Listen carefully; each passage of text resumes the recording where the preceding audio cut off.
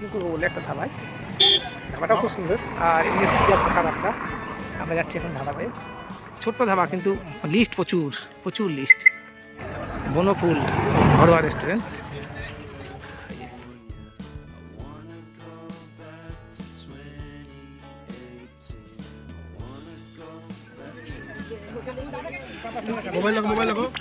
আর এরকম জয় আমাদের ফোন দেখে তো একদম ফোন দেখতে দেখতে একদম জলটাও খেয়ে এলো, ফোন দেখতে অবস্থা দারুণ।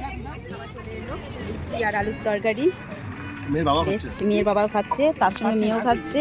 আর এত গরম গরম গরম লুচি, কি আমাদের গরম ওয়েদার, গরম জিনিস সব কিছুই মানে তাড়াতাড়ি যে খাবো সেটাও খেতে পাচ্ছি না, একটু রয়ে শোয়ে খাবারটা খেতে হচ্ছে। শীতকালে ঠিক ছিল, কিন্তু গরমকালে সব কিছু গরম গরম কিছুই ভালো লাগে না। পাপাকে খাইয়ে দিচ্ছে মেয়ে, পাপা লুচিটা এখনো আসেনি, যার জন্য মেয়ে খাইয়ে দিচ্ছে। এবার হয়তো আমাকেও দিবে।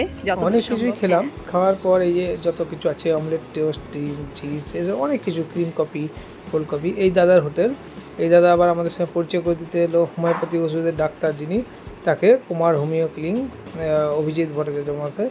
আর ব্যাপার হচ্ছে যে ইনার এখানে যেগুলো খাবারগুলো খেলাম সাত সকালে, সেগুলো খেয়ে হজম করার জন্য এই ডাক্তারের ওষুধ খেয়ে তারপর আমাদের বাড়ি যেতে হবে, এমন অবস্থা হলো। আর এটা আমরা হোটেলে যাওয়ার পথে, ওখান থেকে হোটেলটা আমাদের 10 মিনিট 20 মিনিট লাগলো আর হোটেলের পথে, এবং খুব নিরিবিলির মধ্যে হোটেলটা, খুব সুন্দর জায়গায়, ওয়েদারও খুব ভালো আর প্রচুর গাছ। সবথেকে বড় কথা, গোটা শান্তিনিকেতন জুড়েই আমরা যখন পরেও ঘুরলাম, শুধু গাছ আর গাছ, আর সুন্দরভাবে সব গাছগুলো লাগানো আছে, মানে কোনো কেউ গাছ কাটে না। এই আমরা হোটেলে প্রবেশ করছি এখন। এইটা আমাদের হোটেল, খুব সুন্দর হোটেল, সুইমিং পুল সহ হোটেল, গরমের মধ্যে খুব দরকার ছিল।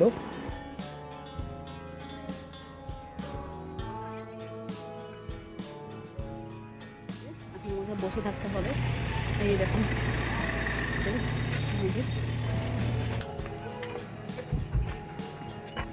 হোটেলটা খুব সুন্দর মনে হচ্ছে। এখন জানি না রুমগুলো কেমন দিবে। ম্যাম আগে নেমে গেছে, ম্যাম এসে দাঁড়িয়ে আছে।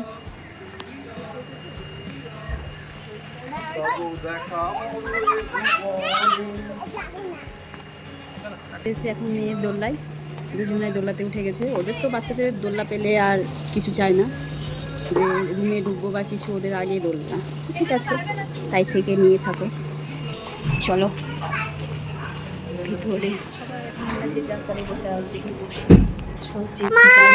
কখন সুইমিংয়ে নামবে, কখন সুইমিংয়ে নামবে, সব মুড আপ হয়ে আছে। কখন আমাদের জলের মধ্যে নামবে আর কখন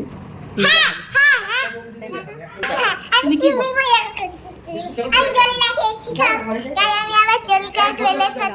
দিয়ে আর ভালো লাগছে না, কতক্ষণ নেই রুম দিবে, বসে থাকতে পারছি না। দিয়ে চলো বলো এখনই আমরা সোনাঝুরি দিকে ঘুরে আসি। তারপরে হ্যাঁ, দিয়ে ওখান থেকে ঘুরে এসে তারপরে আরামসে মানে সুইমিংয়ে স্নান টান করে একটু রুমে ঘুমাবো, তাহলে অনেকটা টাইম পাবে। তারপরে বিকালবেলা আমরা ঘুরতে বেরোবো আবার। তো জাস্ট আমরা এখন একটু রোদ আছে, একটু গরম তো হবেই, এইটুকু স্বাভাবিক, আমাদেরকে নিতেই হবে। চলো আবার সবাই মিলে আমরা চলে এলাম সোনাঝুরি। অলরেডি আমরা গাড়িটা ওইদিকে সাইডে রাখতে গেছি, আমরা এখন যাচ্ছি। আর খুব জাম, এত ভিড় হবেই সোনাঝুরিতে, সবাই আজ ভিড় তো হবেই, এইটুকু সহ্য আমাদেরকে করতেই হবে। চলে এসেছি দেখো। চলো প্রথমে আমরা এই দোকান থেকে স্টার্ট করি। দেখো কত কি নিচ্ছ গো, কি নিবে কিছু মনে হচ্ছে? হ্যাঁ, ওই হারগুলো পছন্দ না। গাড়ি পার্কিং করে এক জায়গায় আমরা হলাম, আমরা সব জিনিস কেনাকাটা শুরু হয়ে গেছে সব। এদেরকে আর ভালো লাগছে না, গরমে অস্থির হয়ে আছে। তুমি নিবে ওটা নাও, যেতে শুরু হয়ে গেল।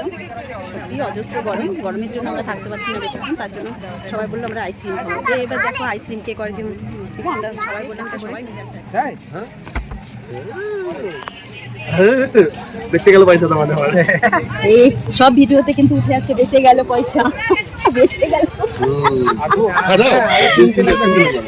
এই শুনছো, এই শুনছো, ব্যাগ কেনা হয়ে গেছে, একটা ব্যাগ অলরেডি কিনে ফেলেছি, আর শাড়িও